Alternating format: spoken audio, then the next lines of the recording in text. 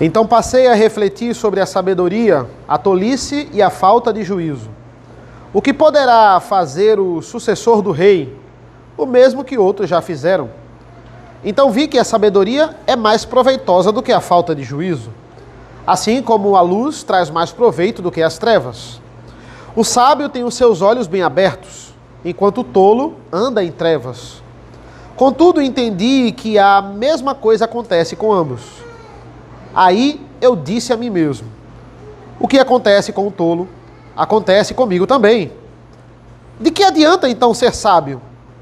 Então eu disse a mim mesmo que também isso era vaidade, pois nem o sábio nem o tolo serão lembrados para sempre, pois passados alguns dias tudo cai no esquecimento. O sábio morre do mesmo modo que o tolo. Por isso perdi o gosto pela vida, pois me foi pesado demais o trabalho que se faz debaixo do sol. Sim, tudo é vaidade e correr atrás do vento. Vimos da última vez que o pregador, ele começou diversos experimentos na vida dele para tentar preencher o vazio do seu coração. Então ele tenta no prazer, na diversão, na alegria e não encontra felicidade plena. Ele tenta o vinho e também não encontra, o vazio continua lá.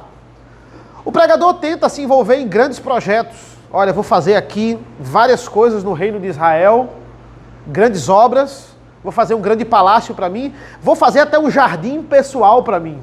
Ele fez um jardim do Éden só para ele, mas isso não satisfaz. E também chegamos à conclusão que a beleza nesse mundo é apenas um reflexo de algo maior. É apenas um reflexo de Deus, mas não é Deus. Não é o lugar que Ele está preparando para nós. E enquanto não olharmos para esse algo maior, nunca ficamos satisfeitos. Porque Deus fez tanto ímpios e salvos com esse vazio no coração.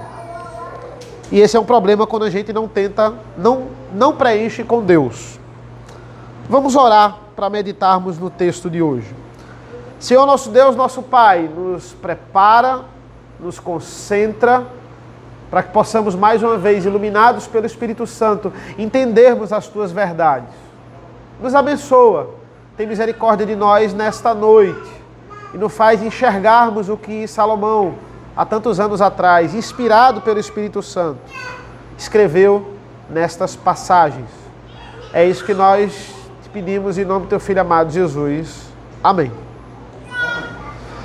Coisas que gostaríamos de fazer antes de morrer. Eu acho que todo mundo já pensou nisso em algum momento da vida. E eu já mencionei isso, tem um site norte-americano, depois vocês pesquisam lá, ele se chama o Bucket List. Ele tem um ranking das coisas, você chega lá, se cadastra e coloca várias ideias do que você quer fazer antes de morrer, e lá tem um ranking do que as pessoas mais querem fazer antes de morrer. E eu fiquei impressionado com esse ranking. No top 10 está pular numa piscina com roupa. Isso é fácil, né? Não é tão difícil pular numa piscina com roupa. Tem outro que diz assim, surfar. Também não é impossível. Só você fazer alguns cursos aí. Publicar um livro. Passear de balão. Eu seria mais criativo, não é?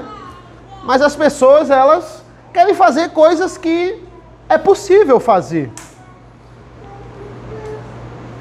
Salomão também teve o seu bucket list. Só que o seu bucket list era meio pesado. Coisas para fazer antes de morrer. Dormir com centenas de mulheres. Músicos em minha casa. Eu quero as bandas mais famosas. A gente viu isso no começo do capítulo 2. Criar um jardim só para mim. Me entregar ao vinho. Rir sem parar. Tudo que Salomão queria fazer antes de morrer, ele fez. E existem coisas que precisamos fazer para nós nos sentirmos preparados para morrer. Puxa, olha, não tem aquela frase, né? Agora eu posso morrer, não é? Fiz isso. Os adolescentes falavam assim, zerei a vida, não é? E Tem gente que tem o privilégio de fazer essas coisas, tem gente que morre sem fazer. Deus determina tudo. Mas como é difícil falar da morte, hoje nós vamos falar dela, da maior inimiga das nossas vidas, da mais implacável, da mais brutal, a morte. É difícil enfrentar a morte. Nada vendeu mais em livros e filmes e séries do que o fato de você lidar com a morte. E pensar na morte não é agradável. Olha, um dia eu vou morrer. Um dia eu não vou estar mais aqui. Nós estamos felizes com algum projeto que a gente faz, mas às vezes, uma vez ou outra, isso nubla a nossa cabeça. Por exemplo, a curiosidade de saber quanto tempo eu vou viver.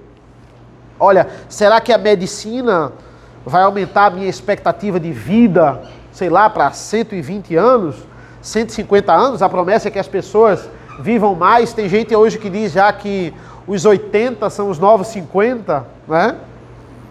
E a gente não tem noção, por exemplo, do legado digital que a gente vai deixar.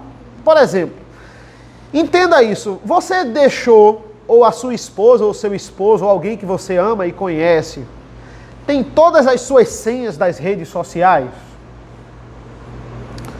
Se você morrer hoje, a sua rede social, se você não deu a senha para ninguém, vai ficar lá, pairando na rede, como se você estivesse vivo. Teve uma pessoa que faleceu na Memorial, ela era minha colega, eu não tinha ela no Facebook. Ela faleceu e eu não adicionei ela no Facebook. Era só uma colega. No outro dia, depois do velório dela, surgiu uma mensagem: você quer adicionar fulana como sua amiga? Era estranho, porque eu sabia que ela estava morta. Olha, se a gente não deixar as nossas senhas, a conta vai ficar lá. E isso já foi um motivo de grande polêmica no Facebook, porque como é que a gente desativa uma senha, uma conta que não sabe a senha, e a pessoa já faleceu? Quanto de coisa você vai deixar no seu legado digital, no seu notebook?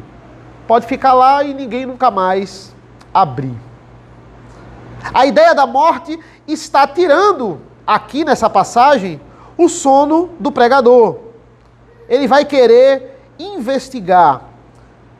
E a triste notícia, mais real, que nós temos que conviver, é que todos teremos o mesmo fim debaixo do sol.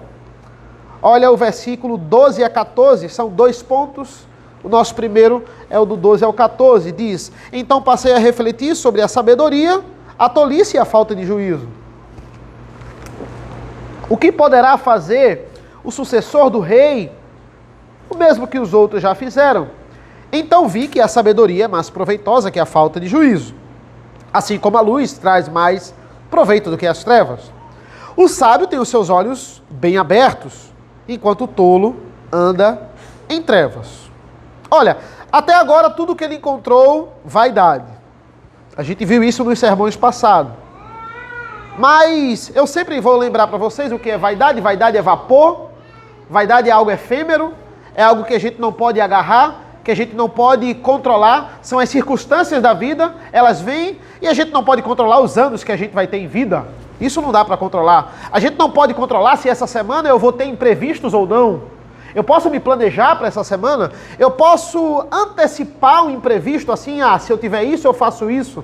Mas a gente não tem o controle total da vida. Tem imprevistos que vêm que a gente nem imaginava. E tentar controlar isso é vaidade. É efêmero. Não tem como. Quem sabe na sabedoria? Olha, o pregador já falou sobre conhecimento. Ele já falou dessa modalidade. Ele viu que não traz felicidade. Pelo contrário, no final do capítulo 1, ele conclui o seguinte: quanto mais conhecimento, maior a tristeza. Quanto mais eu saber das coisas, mais eu vou ficar triste. E se eu gostar muito de política, quanto mais eu me inteirar na política do Brasil, mais eu vou descobrir coisas, e isso vai me deixar triste. Porque eu vou ver que não tem jeito, ou que é muito difícil. Se eu começar a me adentrar em algumas coisas, eu vou começar a ver, poxa, não é tão perfeito assim, ó. Eu vou ficar triste. Mas ele quer insistir na sabedoria. Ele vai dizer, ele para e diz assim, não é possível que uma pessoa sábia só tenha desvantagem na vida dela, e ele era o homem mais sábio do mundo. Não, eu vou investigar. Aqui é a mesma coisa quando você perde a chave de casa. Quando você perde a chave de casa, você acha que está no quarto. Aí você olha para o quarto, não está. Vai para a cozinha, vai para a sala, vai para o banheiro, vai para o corredor, vai para outro quarto, não está. O que é que você faz quando você não acha? Você volta para o quarto, né? Você investiga mais. Por quê? Porque você só deu uma olhada. Agora você vai para debaixo da cama, vamos lá, guarda-roupa, até achar a bendita da chave. Ele faz a mesma coisa com a sabedoria. Ele deu uma olhada na sabedoria. Agora ele vai mais a fundo. Não, não é possível. Quanto maior a sabedoria, maior a tristeza, mas calma. Deve ter alguma vantagem em ser sábio. Alguma vantagem. E ele vai achar algumas vantagens. Ele vai dizer, olha, é melhor ser sábio do que ser louco. O louco, ele perde mais sendo louco do que o sábio. Mas ele vai mais a fundo. E por que Salomão voltou com esse assunto? Por que ele insiste nessa sabedoria? Porque ele está tentando ver se esse mundo tem salvação. É uma busca que, veja, Salomão é um rapaz apegado com o mundo. Ele já se divertiu demais com o mundo. Ele sabe que aqui nessa vida existem momentos ruins, mas esse mundo também pode nos proporcionar momentos maravilhosos. A gente é hipócrita em dizer assim, ó, nesse mundo é só tristeza. A minha vida é só tristeza. Que é isso? Poxa, sei lá, o seu casamento, ou as suas filhas, os seus filhos, ou momentos de viagem, momentos de lazer, momentos de comunhão com os irmãos. Na sua vida só teve tristeza? Deus nunca lhe deu um momento de alegria? Pelo contrário, se eu for fazer um ponderamento, eu tenho mais momentos de alegria do que de tristeza. E isso é uma bênção. Salomão vai dizer, olha, esse mundo aqui já me deu muitos momentos de satisfação e alegria. Mas também quando eu cavo mais a fundo, eu vejo que ele é podre. É um misto de coisas boas e de coisas ruins. Deve ter alguma coisa boa na sabedoria. E ele vai dizer, olha, ele chega à conclusão, vou examinar aqui o sábio e o tolo. Versículo 14. O sábio tem os seus olhos bem abertos, enquanto o tolo anda em trevas. Olha, o sábio tem olhos, ele vê no claro. O louco anda no escuro. Tente fazer uma experiência e andar no escuro. Apague todas as luzes da sua casa e tente andar no escuro. Não é legal. Você pode se acidentar, não faça isso. Principalmente se estiver sozinho. E se você tiver um filho que brinca com Lego, já pisou de Lego descalço? É pior do que uma faca, né? Isso acontece. Não é legal andar no escuro. O tolo anda no escuro. Como assim aplicando para as nossas vidas? Olha, é melhor saber das coisas. É melhor saber das leis de trânsito. É melhor saber que quando a luzinha fica piscando ali amarela, ó, é para eu reduzir a velocidade, senão eu vou passar o ano levando multa. O louco não está nem aí para isso. É melhor eu saber das leis para não ser preso à toa. Ah, eu não sabia disso. Mas você não sabia, você tinha que saber. Agora você vai preso. A gente não deixa de ser preso porque não sabia que não podia matar. A gente tem que entender que não pode matar pela lei do Estado, pela lei da Bíblia. E entender, olha, não pode matar. Eu preciso andar no claro. Douglas Wilson, comentando essa passagem, ele vai dizer, é melhor ser um Sócrates insatisfeito do que um porco satisfeito. É melhor. Então, olha, aqui nós temos um lampejo de alegria. Ele vai dizer, encontrei uma coisa boa. Ser sábio é melhor do que ser louco. Eu estou na frente de muita gente, porque eu sou o homem mais sábio do mundo. Eu tenho vantagens que os outros não têm. Então, até a metade do 14 ele está feliz. Depois, ele começa a ficar triste de novo. Contudo, olha a adversativa aqui, no 14. O sábio anda no claro, o tolo anda no escuro. Contudo, entendi que a mesma coisa acontece com ambos. E aí a gente entra no nosso segundo ponto. Versículo 15. Aí eu disse a mim mesmo, o que acontece com o tolo, Acontece comigo também. De que adianta então ser sábio? Então eu disse a mim mesmo que também isso era vaidade, pois nem o sábio, nem o tolo serão lembrados para sempre. Pois passados alguns dias, tudo cai no esquecimento. Olha que ele dá um suspiro aqui de tristeza. O sábio morre do mesmo modo que o tolo. Por isso eu perdi o gosto pela vida, pois me foi pesado demais o trabalho que se faz debaixo do sol. Sim, tudo é vaidade e correr atrás do vento. O problema é que o sábio e o louco, eles encontram o mesmo final debaixo do sol. O pregador teve essa chama de esperança, mas agora a morte coloca ele triste novamente. A lembrança de que somos mortais. Não importa o quanto você é saudável e a sua alimentação esteja em dia. Não importa quantas vezes você vá à academia. Não importa quanto a gente seja cuidadoso com a violência urbana e com os perigos da vida, ou quanto gastamos dinheiro com vitaminas e suplementos alimentares, saudáveis e obesos, diabéticos e hipertensos, polícia e bandido, o nosso fim é o mesmo. Está aqui, olha, o sábio e o tolo, eles vão para o mesmo lugar debaixo do sol. O corpo deles vai para debaixo da terra, igualmente. Olha, talvez você seja saudável e eu não seja, e aí você vai viver, sei lá, alguns anos a mais do que eu, a medicina comprova isso, né? Olha, se você viver uma vida saudável, isso pode fazer com que você viva mais. Isso pode lhe dar mais 5 anos de vida, mais 10 anos de vida, porque você se cuidou, ok. Mas depois você vai morrer junto com aquele que só comia salgadinho no almoço. Do mesmo jeito. Comparado à história da humanidade e à eternidade, são só alguns anos a mais, mas a morte vem para todos. Então ele conclui, para que ser sábio? Se eu vou para o mesmo lugar do tolo. Qual é a vantagem que eu tenho diante da morte? Tem um filme na Netflix, eu já citei ele falando sobre esse sermão. Na verdade parece uma série, porque é bem longo, são 4 horas de duração, um filme de Martin Scorsese, o irlandês, filme muito bom. E eu gosto desse filme porque Martin Scorsese fazendo filme de máfia é muito bom, reunindo ali Robert De Niro, Joe Pesci, Al Pacino. E ele diz, olha, ele fala de mafiosos escapando da justiça e mostrando o quanto eles têm uma habilidade de não ir para a prisão e não morrer. Uns morrem de morte matada e outros morrem de velhice. Mas o filme ele mostra qual é o principal vilão da história. O principal vilão da história é a morte. Porque com o tempo, uns morrem com 90 e poucos anos, quase 100 anos. Uns morrem porque a máfia pega eles. Mas não importa. Não importa você escapar da justiça, não importa você escapar dos policiais, você escapar da máfia, a morte ela sempre vai lhe encontrar.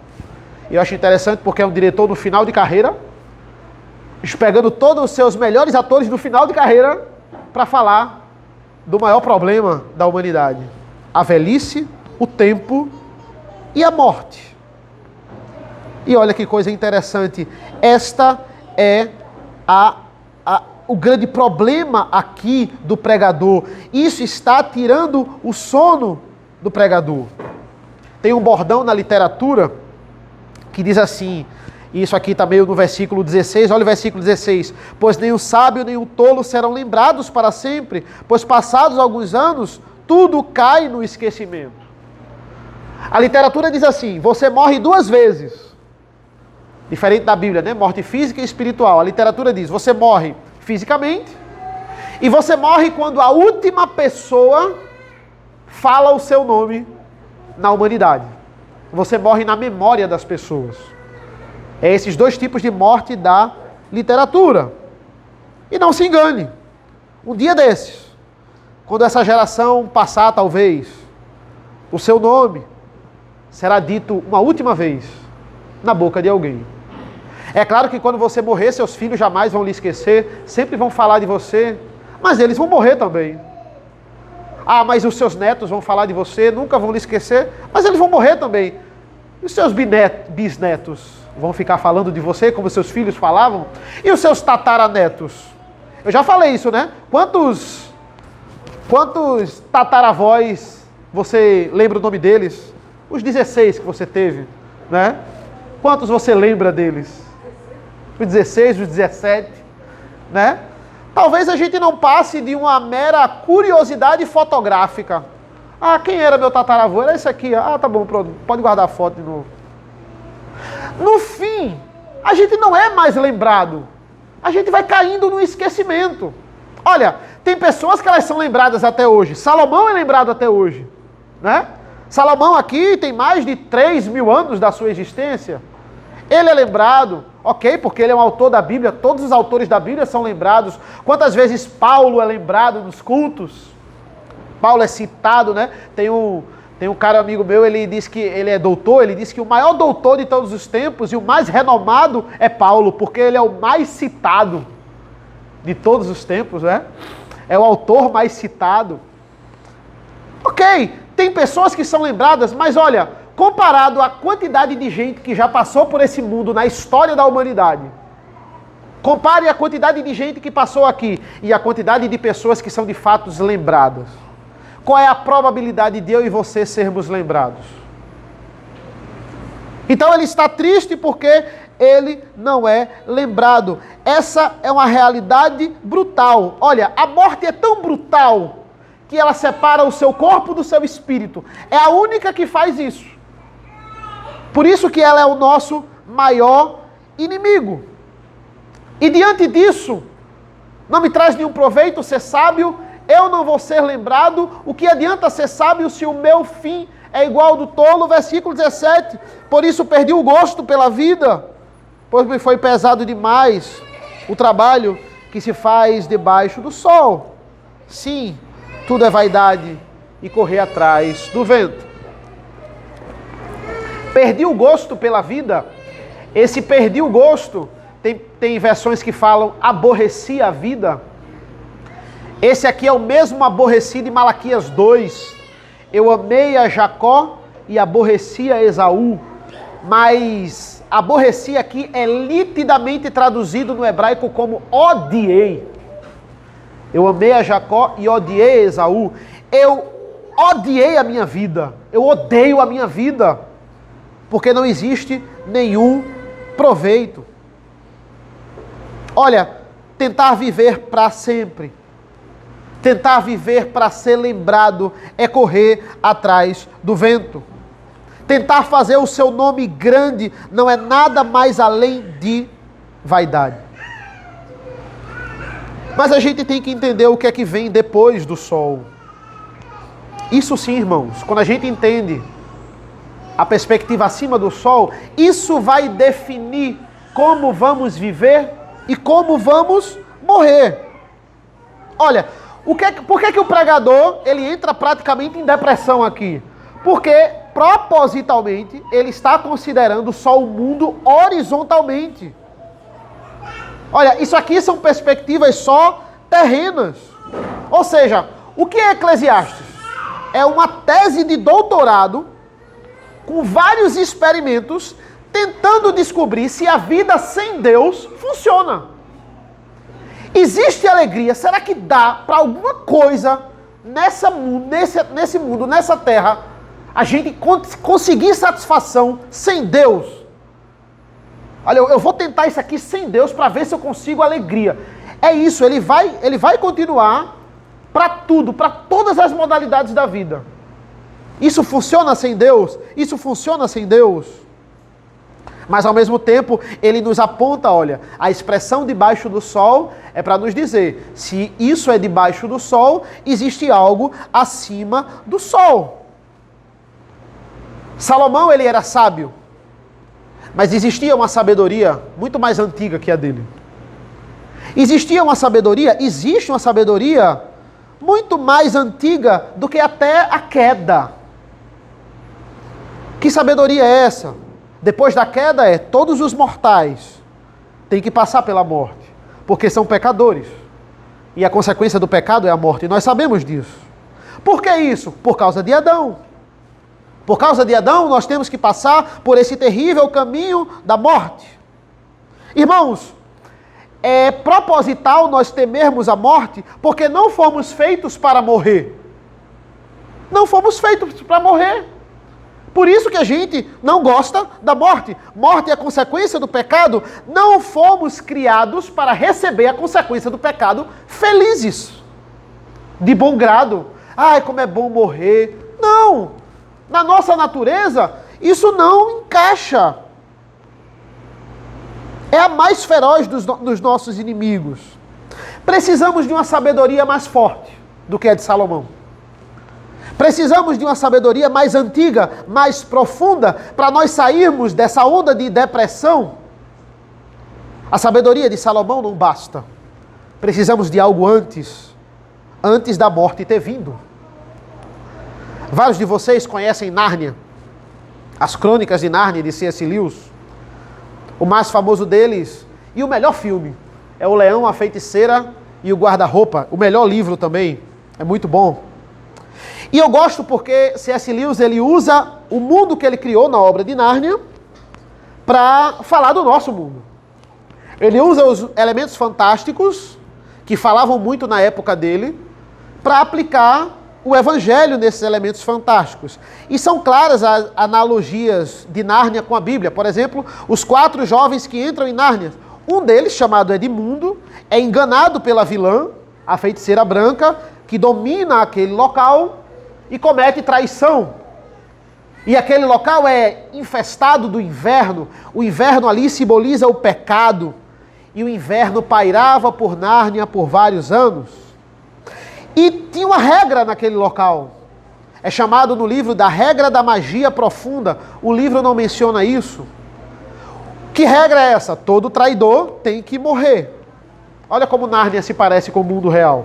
Todo traidor tem que pagar, ele precisa morrer. Alguém precisa pagar pelo pecado. Por causa dos nossos pais lá no Éden, todo traidor tem que morrer. É por isso que a gente morre. E aí em Nárnia, Aslan, o leão, se oferece para morrer no lugar de Edmundo. Ele diz a feiticeira branca, ela vai reivindicar para que Edmundo morra, ele é um traidor, e ele diz, não, eu vou no lugar dele. Por que o leão não mata a feiticeira de uma vez? Porque a regra é clara. O traidor é Edmundo, ele tem que morrer. Independente dele matar a feiticeira ou não. E a feiticeira aceita logo o trato. Ela diz, não, você no lugar dele, eu quero, tá bom. O meu grande rival morto perante mim. Ela estava encantada com a troca. E Aslan é sacrificado na mesa de pedra no lugar do traidor. Assim cumpre-se a lei da magia antiga, da aurora do tempo, como diz lá no livro. Parece que o mal triunfou de uma vez por todas, a feiticeira está mais confiante do que nunca, mas acontece algo surpreendente. No dia seguinte, o leão volta à vida e as pessoas ficam sem entender. Como assim ele reviveu?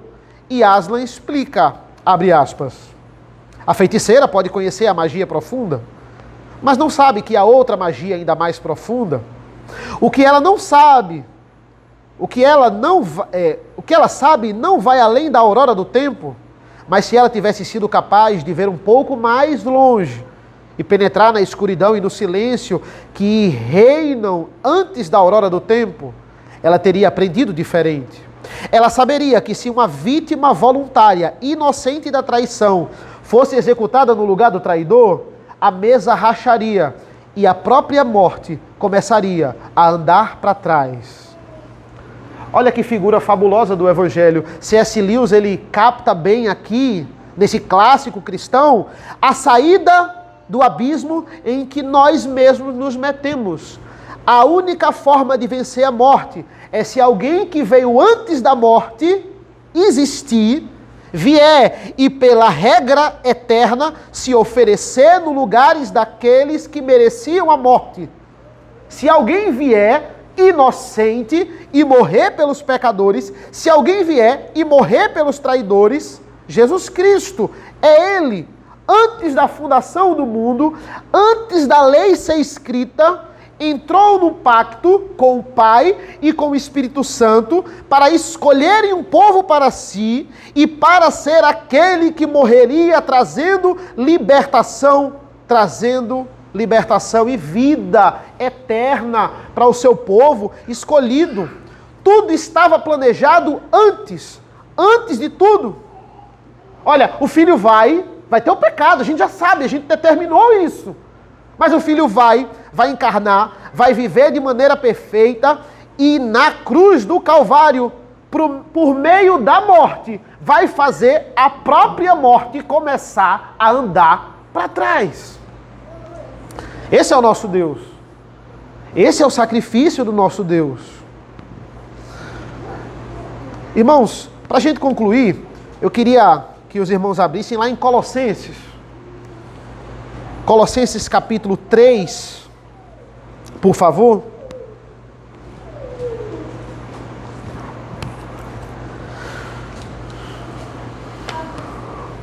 Colossenses 3, do 1 ao 4. Olha que maravilha essa conclusão de Paulo.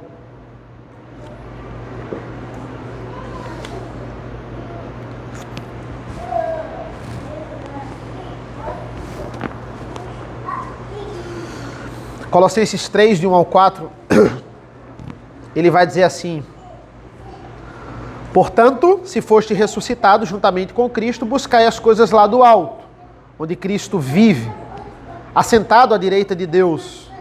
Pensai nas coisas lá do alto, não nas que são aqui da terra, porque morreste. Olha que interessante agora. E a vossa vida está oculta juntamente com Cristo em Deus. Quando Cristo, que é a nossa vida, se manifestar, então vós também sereis manifestados com Ele em glória. Olha, essa é a saída para o problema de Salomão. Nós morremos com Cristo na rude cruz. Se nós morremos com Cristo na rude cruz, nós seremos ressuscitados com Ele ao terceiro dia. Esse é o caminho. Essa é a forma de viver para sempre. Pare de tentar viver para sempre. É preciso descansar na obra que Ele já fez. Sabe por que a gente não precisa ter medo de morrer? Porque a gente já morreu. A gente já morreu com Cristo na cruz do Calvário. E a morte já foi vencida. Olha, sua vida está oculta em Cristo Jesus, ele vai dizer. Eu gosto, o reverendo Emílio Garófalo, no livro dele, ele vai gastar algumas páginas com essa palavra, e isso no grego é traduzido literalmente como cripto. Sua vida está cripto em Jesus Cristo, está oculta, e aí remete diretamente a criptografado. Sua vida está criptografada em Cristo Jesus. E o que é criptografado? É aquilo que é um segredo. Imagina a sua alma numa mala, onde tem um segredo que só Cristo sabe esse segredo. Sua vida está escondida em Cristo Jesus. Não tem como ninguém roubar a sua alma dele. Não tem como o diabo roubar a sua alma dele. Não tem como o mundo roubar a sua alma dele. Não tem como você roubar a sua alma dele. Porque a sua vida está escondida, está protegida contra qualquer roubo. A sua vida está protegida contra qualquer tentativa de assalto. Tem um código que só Jesus sabe. Olha que maravilha. Quem somos nós, se não antigos inimigos de Deus, que agora reconhecem a nossa pecaminosidade e nos reunimos semanalmente na casa do nosso antigo inimigo? Se você tem medo de morrer, se você teme a morte, você se entristece com as coisas que a vida traz, com os males que a vida traz, você vê que a sua vida não vale o esforço debaixo do sol, você precisa olhar acima do sol. Você precisa olhar para Cristo, na sua morte, na sua ressurreição. A sua vida tem um novo sentido. Então, só para concluir, irmãos, rapidinho, Estamos no 4º sermão desse livro, e eu espero que você já tenha percebido. O objetivo de Eclesiastes é o objetivo de todo o livro da Bíblia. Eclesiastes, ele quer salvar a sua vida. Você precisa entender isso hoje. Você precisa reconhecer, como Salomão, que a sua vida é frágil, que a sua vida é passageira. E se você não cuidar disso agora, vai ser tarde demais. Louco, Jesus falou lá em Lucas, ainda hoje pedirão a tua alma. Para aquele homem que só queria cuidar das coisas da terra, queria se aposentar e viver da sua aposentadoria. Pronto, agora eu estou feliz. Louco, você só se preocupa com isso? O que nós temos preparado? Qual é o conteúdo da nossa vida? Quando a morte chegar, você estará encriptado em Cristo. Qual é a certeza que você tem que você nunca vai perder a sua vida? É porque a sua vida nunca foi sua. Se você é de Cristo, Ele é a garantia. Numa perspectiva acima do sol, jamais seremos esquecidos. Sempre seremos lembrados. Quando Cristo se revelar na segunda vida, seremos lembrados. Nós somos a igreja do Senhor. Seremos revelados. Olha aqui os meus eleitos, olha aqui a igreja. A vida devia ser bem melhor, às vezes a gente pensa, mas ela será. Se você nascer uma vez apenas, você terá 2 mortes. A física e não a da memória lá, a espiritual. Essa é a pior. Mas se você nascer 2 vezes, fisicamente todo mundo nasce, mas se você nascer espiritualmente, você vai ter apenas uma morte. E até essa vai ser lucro. Até essa vai ser lucro. Amém? Amém. Amém. Vamos orar ao Senhor.